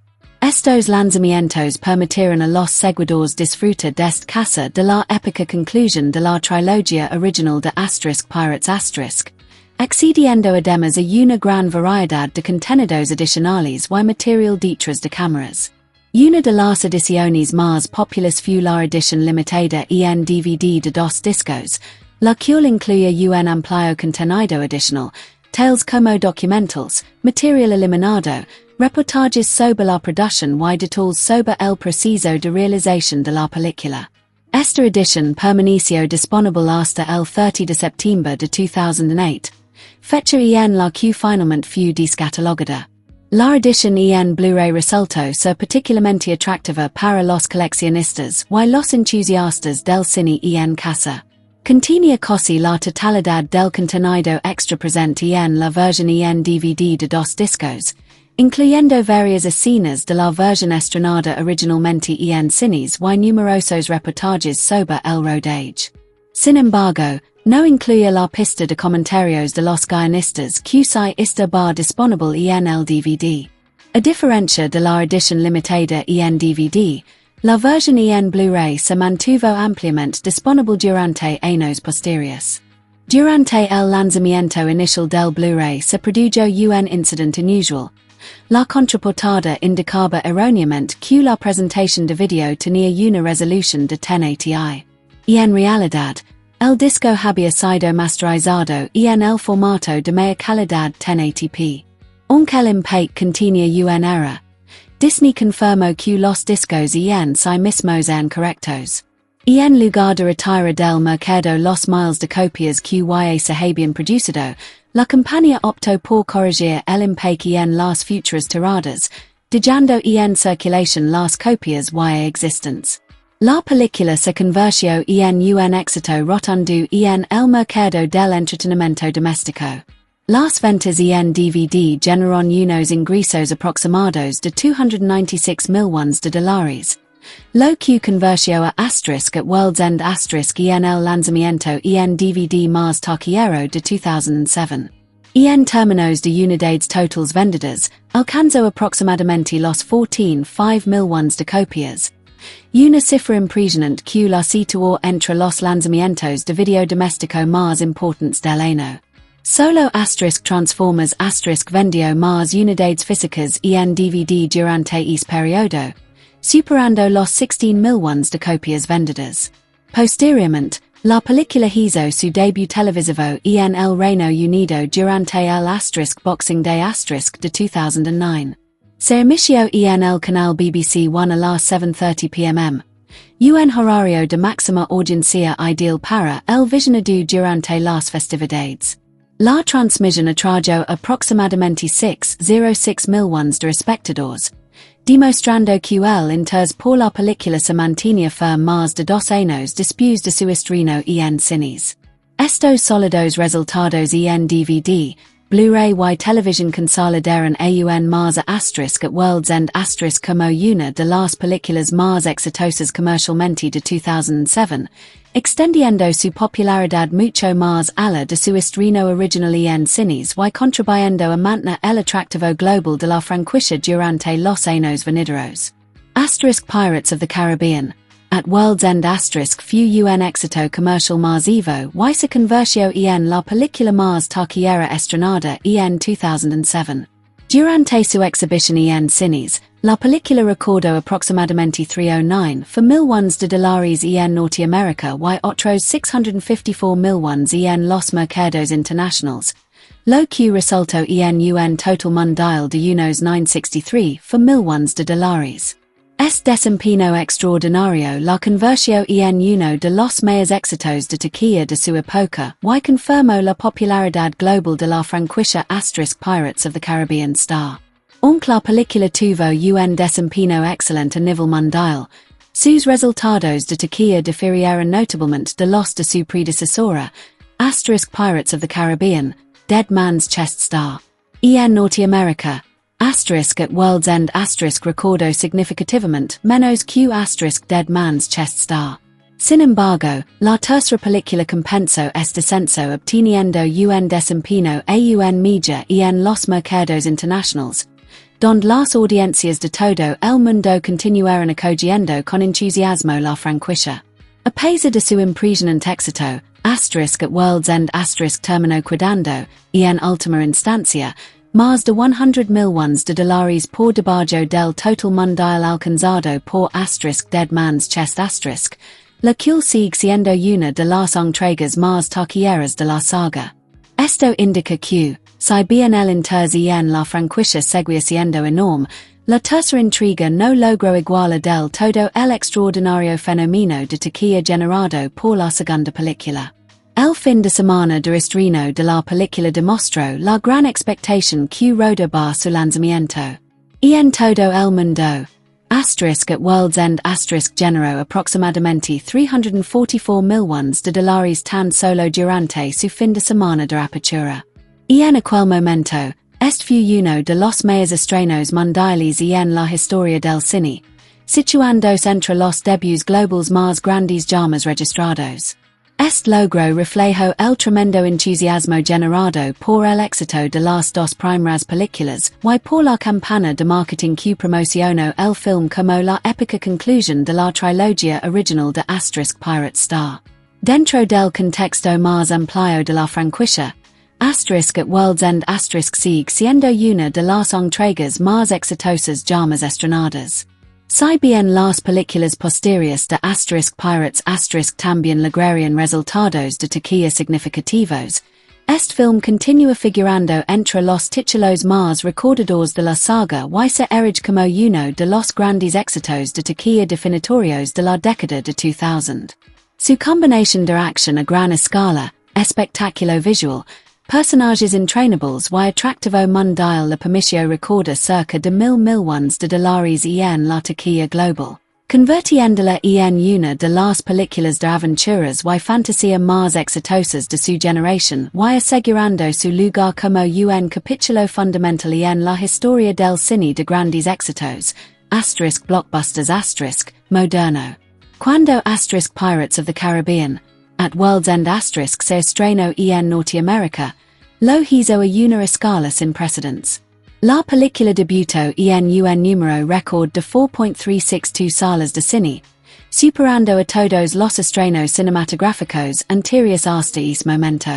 Además, se proyectó en aproximadamente 11.500 pantallas, una cifra que sigue siendo uno de los logros más notables en la historia de la taquilla debido a la inmensa cantidad de ubicaciones que exhibieron la película de manera simultánea.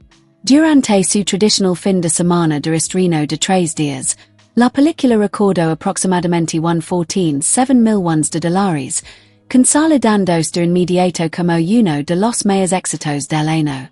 El estreno también se vio favorecido por el largo fin de semana festivo del asterisk Memorial Day asterisk en los Estados Unidos. A lo largo de este periodo festivo de 4 días, la película generó alrededor de 139.8 millones de dólares, estableciendo un nuevo récord de taquilla para el fin de semana del asterisk Memorial Day Star. Este logro resultó particularmente significativo, ya que superó el récord anterior, ostentado por asterisk X-Men, The Last Stand Star. El récord del asterisk Memorial Day asterisk establecido por asterisk at World's End asterisk permaneció imbatido durante unos impresionantes 15 años, hasta que finalmente fue superado en 2022 por asterisk Top Gun. Maverick asterisk, otro gran éxito producido por Jerry Bruckheimer. Si se incluyen las proyecciones de preestreno realizadas la noche del jueves, la película recaudó aproximadamente 153 millones de dólares durante sus primeros 5 días de exhibición. Estas cifras pusieron de manifiesto la enorme expectación que rodaba la conclusión de la trilogía original de asterisk Pirates asterisk y confirmaron el estatus de la franquicia como una de las marcas de asterisk blockbusters asterisk más destacadas de Hollywood. Hacia finales de 2007, asterisk at World's End asterisk se situaba entre las películas de mayor recaudación del año y, en última instancia, se convirtió en la película más taquillera estrenada a nivel mundial durante ese periodo.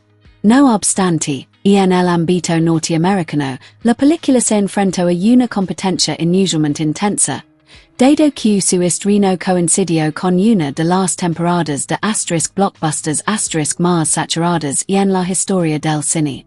La película formó parte de lo que muchos observadores de la industria denominaron los tres grandes blockbusters de mayo de 2007, junto con Spider-Man 3 y Shrek the Third Star. Las tres secuelas eran muy esperadas y estaban dirigidas a un público amplio. Entre estos grandes estrenos, Pirates of the Caribbean, at World's End registró la menor recaudación en su fin de semana de estreno y el total más bajo en la taquilla nacional. La película formó parte de lo que muchos observadores de la industria denominaron los tres grandes éxitos de taquilla de mayo de 2007, junto con Spider-Man 3 y Shrek Tercero Star. Las tres secuelas eran muy esperadas y estaban dirigidas a un público amplio. De entre estos grandes estrenos, Piratas del Caribe, en el fin del mundo obtuvo la recaudación más baja en su fin de semana de estreno y el total más bajo en la taquilla nacional. Sin embargo, este resultado no fue considerado, por lo general, como un fracaso. Muchos analistas creerán que la posición de la película, al ser el tercer gran éxito de taquilla estrenado en un mismo mes, desempeñó un papel significativo.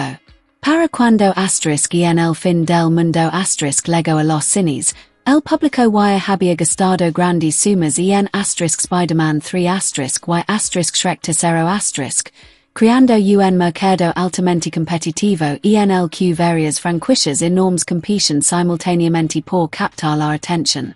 A pesar de este desafío, la película logró un éxito financiero excepcional y sigue siendo una de las producciones con mayor rendimiento dentro de la franquicia de Piratas Star. Se sitúa como la segunda película más taquillera de Piratas del Caribe a nivel mundial, superada únicamente por Piratas del Caribe, El Cofre del Hombre Muerto Star.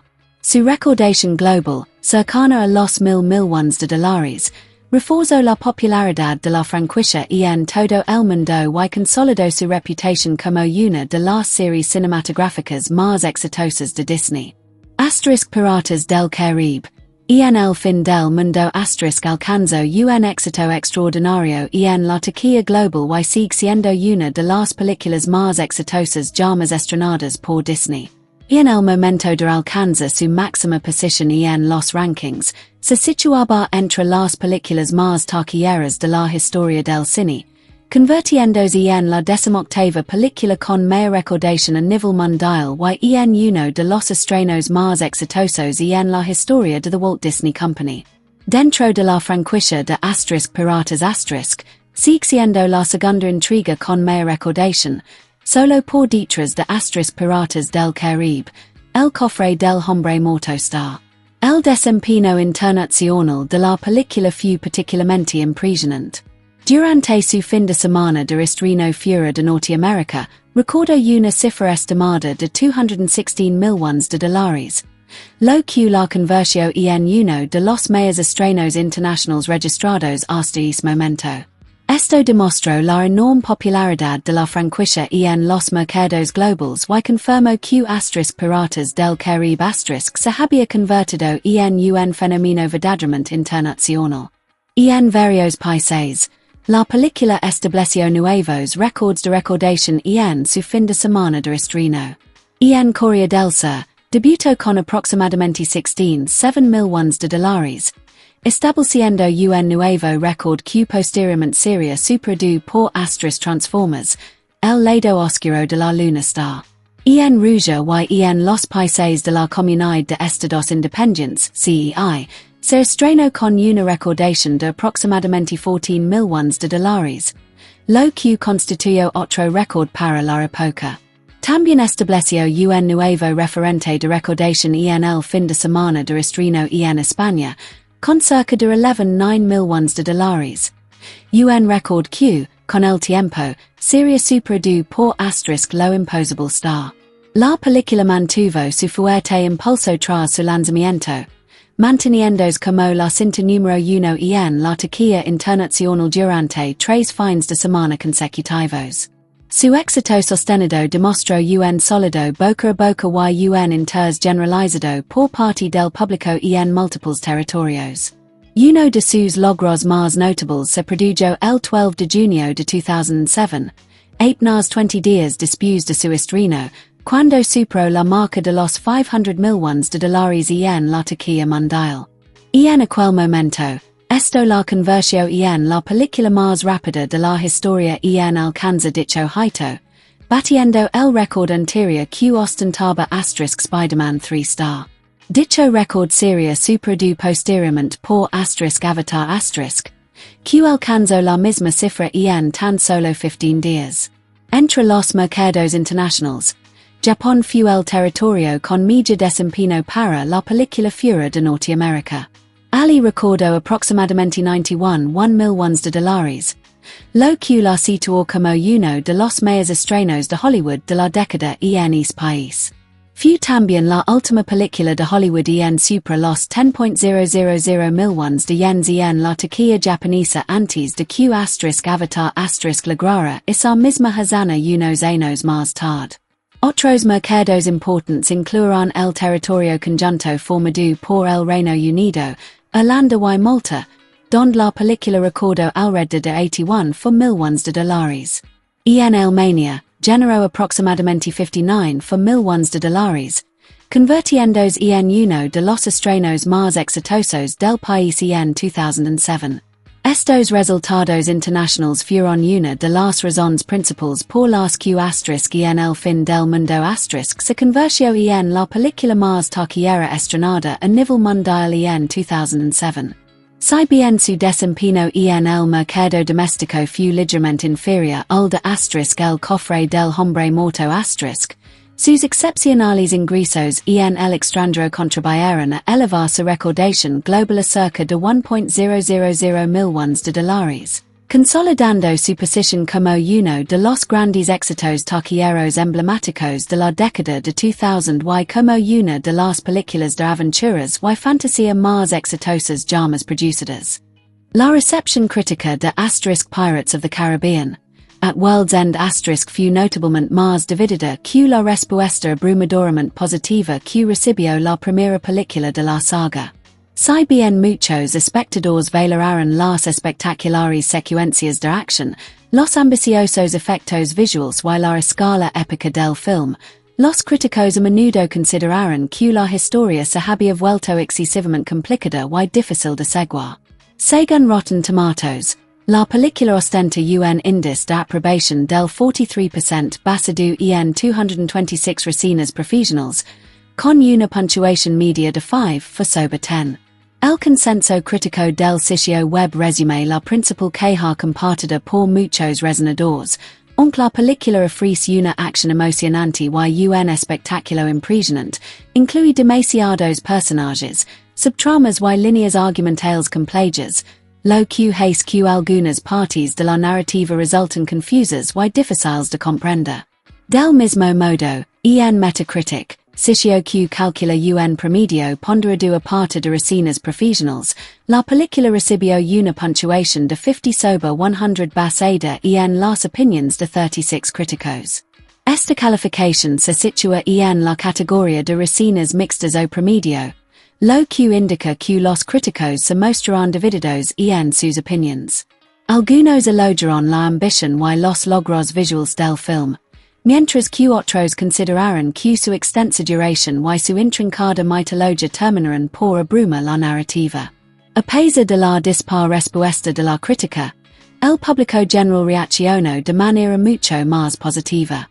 Los espectadores encuestados por CinemaScore otorgaron a la película una calificación promedio de A dentro de la escala de la campaña, que va de A+AF. Esta sólida puntuación por parte del público sugiere que los espectadores disfrutaron de la película significativamente más que muchos de los críticos profesionales. La diferencia entre las reacciones de la crítica y las del público suele atribuirse al enfoque narrativo de la película. Los críticos tendieron a centrarse en la densa trama, la gran cantidad de personajes y la extensa mitología, mientras que muchos seguidores valoraron la película como una grandiosa conclusión de la trilogía original de Pirates Star. El público, y en general, respondió positivamente al regreso de personajes entrañables como el Capitán Jack Sparrow, Will Turner, Elizabeth Swann y Hector Barbosa, así como el emotivo desenlace del film y sus secuencias de acción a gran escala. Con el paso del tiempo, at World's End ha forjado una reputación entre muchos seguidores más sólida de lo que sugerían sus reseñas iniciales. Si bien sigue siendo una de las entregas más polarizantes de la franquicia, a menudo se la elogia por su ambiciosa construcción del mundo, su memorable banda sonora, sus deslumbrantes efectos visuals y la épica conclusión de las tramas que se iniciaron en The Curse of the Black Pearl Star. Las opinions de la crítica sobre Pirates of the Caribbean, at World's End variaron considerablemente. Muchos críticos coincidieron en que la película resultaba visualmente impresionante, pero discreparon sobre si su compleja trama enriquecía o debilitaba la experiencia general. El crítico de cine Drew McQueenie figuró entre aquellos que valoraron la ambiciosa narrativa del film. Y en lugar de considerar su intrincada trama como un defecto, argumentó que las múltiples capas de la película, así como las motivaciones de los personajes y las tramas interconectadas, recompensaban a aquellos espectadores que la veían en repetidas ocasiones. Según McQueenie, la película resultaba más fácil de comprender y más gratificante con cada visionado posterior. También elogió el desenlace del film, considerándolo una de las decisiones creativas más acertadas por parte de los realizadores, dado que ofrece conclusiones significativas para varios de los personajes principales, al tiempo que dejaba la puerta abierta a futuras aventuras. Todd Gilchrist tuvo una reacción más ambivalente. Consideró que la historia seguía un patrón similar al de otras trilogías cinematográficas célebres, y en particular, Star Wars con su énfasis en el destino, los conflictos a gran escala y los arcos narrativos interconectados de los personajes. Si bien se mostró menos entusiasmado con la originalidad de la narrativa, elogió los valores de producción del film, destacando sus impresionantes efectos visuals, sus elaborados decorados, el vestuario y las secuencias de acción a gran escala que contribuían a dotarla de un carácter épico. Brian Lowry comparó la película favorablemente con su predecesora, Pirates of the Caribbean, Dead Man's Chest Star. Argumentó que, aunque at World's End seguía siendo una producción de dimensiones colosales, y menudo abrumadora, al menos daba la sensación de avanza hacia un destino claro. A su juicio, el papel de la película como cierre de la trilogía confería a la historia un mayor propósito y coherencia. No obstante, consideró que el extenso clímax resultaba agotador debido a su prolongada duración y la incesante acción. Los críticos de la revista Total Film elogiaron las interpretaciones del elenco, especialmente las de los actores principales que retomaban sus papeles, pero opinaron que la constante sucesión de giros argumentales, traiciones, explicaciones y alianzas cambiantes dificultaba que el público mantuviera una conexión emocional con los personajes.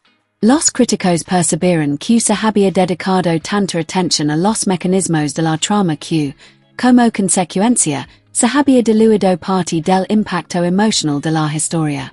Edward Douglas, y en general, disfrutó de la película y valoró su ambición, su espectáculo visual y su vela de entretenimiento. Sin embargo, consideró que el ritmo era irregular. Ciertas secciones avanzaban con lentitud debido a la gran cantidad de exposición necesaria para explicar la mitología y las relaciones políticas entre las diversas facciones piratas, mientras que otras secciones despachaban con excesiva prisa acontecimientos importantes. Por su parte, Blake writes: Se mostró más crítico con algunos de los elementos fantásticos del film. Cuestionó específicamente la eficacia de las secuencias del armario de Davy Jones y la trama relacionada con Calypso. Si bien estas secciones pretendían ampliar la mitología del universo de Piratas right opino que distraen de la narrativa principal y añadían una complejidad innecesaria a una historia de por sí y saturada. Y en conjunto, estas reseñas ilustran el debate central que rodea a y en el fin del mundo está. Sus defensas admiraron su ambición, la construcción de su universo, su maestría visual y su disposición a abordar una narrativa compleja. Los críticos, sin embargo, sintieron a menudo que esa misma complejidad hacía que la película resultara difícil de seguir y emocionalmente distante. Esta dicotomía entre admiración y frustración explica por qué la película recibió críticas dispares, a pesar de su enorme éxito comercial y de la gran aprobación por parte del público. Entre los críticos profesionales, las reacciones anti-Piratas del Caribe y en el fin del mundo aceleran entre la crítica más severa y el elogio más entusiasta, reflejando así la respuesta dividida que recibió el film tras su estreno. James Berardinelli consideró que la película era la intriga más floja de la trilogía original de Piratas Star. Si bien reconoció que la última hora contenía secuencias de acción y aventura trepidantes, capaces de rivalizar con cualquier cosa vista en las películas anteriores, opino que el público debía soportar un trayecto excesivamente largo y irregular para llegar hasta ese punto. A su juicio, la película peca de un exceso de autocomplacencia, lastrada por una duración desmedida, una trama intrincada y un ritmo inconsistente.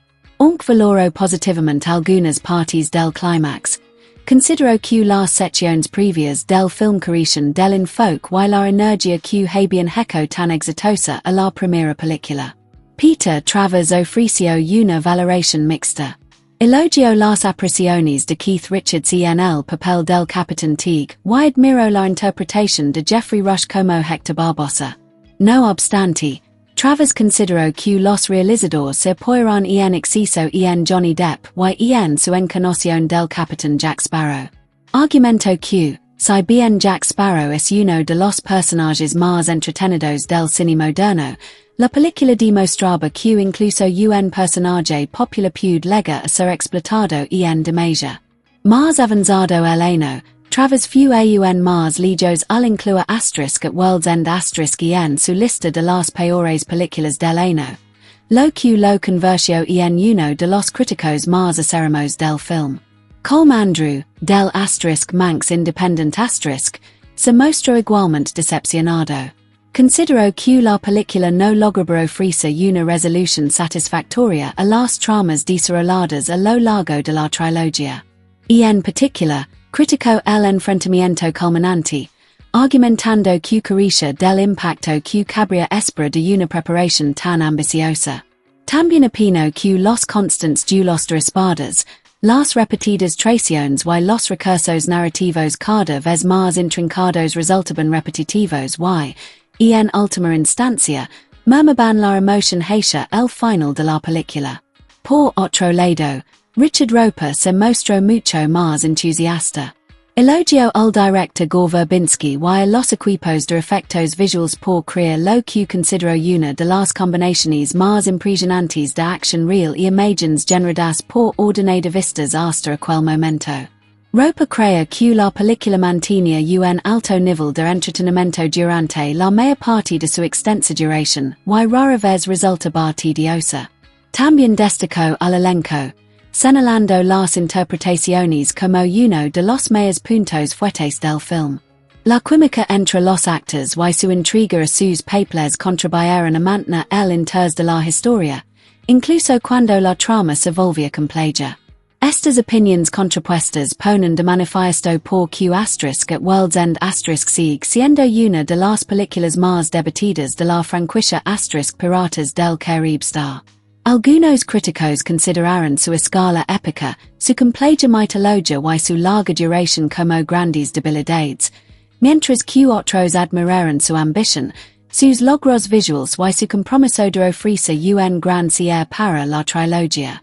A pesar de las críticas dispares, el público acogió con entusiasmo la película, contribuyendo a que se convertira en la cinta más taquillera estrenada a nivel mundial en 2007 y asegurando su lugar como un capítulo significativo en la historia del cine de grandes éxitos, blockbusters. Una de las controversias que rodearon a Piratas del Caribe.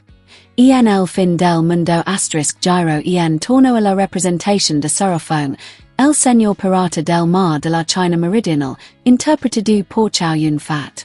Si bien gran parte del público internacional vio a Sarofong simplemente como otro pintoresco personaje pirata dentro de la franquicia, algunos comentaristas de las regiones de habla china criticaron la forma en que se retrató al personaje. Entre las críticas más destacadas figuraron las de Perry Lam, quien escribió para la revista cultural de Hong Kong Muse Star. Lam argumentó que la caracterización de Sarofong evocaba elementos de Fu Manchu, una controvertida figura ficticia que alcanzó la fama en la literatura y el cine occidentales durante el siglo XX. Fu Manchu ha sido objeto de críticas desde hace mucho tiempo por encarnar estereotipos raciales negativos sobre el pueblo chino, siendo retratado a menudo como un villano asiático exótico, siniestro y amenazante. Lam sugirió que, aunque el personaje no llevaba literalmente el nombre de Fu Manchu, ciertos aspectos de la apariencia, el comportamiento y la presentación de Sarofong le recordaban a aquel antiguo estereotipo. Sostuvo que Hollywood había resucitado, y en la práctica, elementos de la imagen de Fu Manchu, adaptándolos al mismo tiempo para el público moderno y las consideraciones comerciales contemporáneas. Esta crítica contribuyó a un debate más amplio sobre la forma en que se representan los personajes chinos y las culturas asiáticas en las grandes producciones cinematográficas occidentales. Algunos observadores consideraron que Sarofong se apoyaba en exceso en los habituales estereotipos exóticos de los piratas, mientras que otros lo vieron como un personaje relativamente complejo y poderoso, que ocupaba una posición de autoridad dentro de la historia y que fue interpretado por uno de los actores más respetados de Asia. El debate adquirió una relevancia especial debido a que la película se estrenaba en el mercado chino, un sector en rápido crecimiento. Las inquietudes en torno a la representación de Sarofong figuraron entre los factores que se analizaron en relación con la decisión de suprimir ciertos fragmentos de las escenas del personaje en las versiones de la película estrenadas en la República Popular China. Aunque las opiniones divergen sobre si las críticas estaban justificadas, la controversia puso de relieve el creciente escrutinio al que se ven sometidas las producciones de Hollywood en lo referente a la representación cultural y el retrato de personajes no occidentales en los grandes éxitos de taquilla a nivel mundial. En el caso de y en el fin del mundo el debate en torno a Sarofong se convirtió en una de las discusiones culturales más difundidas asociadas a la película, al margen de su desempeño en taquilla y su recepción por parte de la crítica. A pesar de recibir críticas dispares por parte de la prensa especializada, Piratas del Caribe, en el fin del mundo obtuvo un reconocimiento significativo durante la temporada de premios 2007-2008, especialmente por parte del público y de las organizaciones que otorgan galardones mediante el voto de los aficionados. Los logros técnicos, los efectos visuales y las populares interpretaciones de la película contribuyeron a que recibiera numerosas nominaciones y galardones. En la prestigiosa 80th edición de los premios de la Academia, la película obtuvo 2 nominaciones al Oscar. Estas fueron a Media Maquillage y Medias Efectos Visuals, reconociendo el extraordinario trabajo realizado en la creación de personajes como Davy Jones y la tripulación del Hollands así como los ambiciosos efectos digitales del film, incluye la colosal batalla del remolino y otras secuencias sobrenaturales. Aunque no resultó ganadora en ninguna de las dos categorías. Las nominaciones pusieron de relieve la excelencia técnica de la producción. En los MTV Movie Awards de 2008, la película consiguió 3 nominaciones.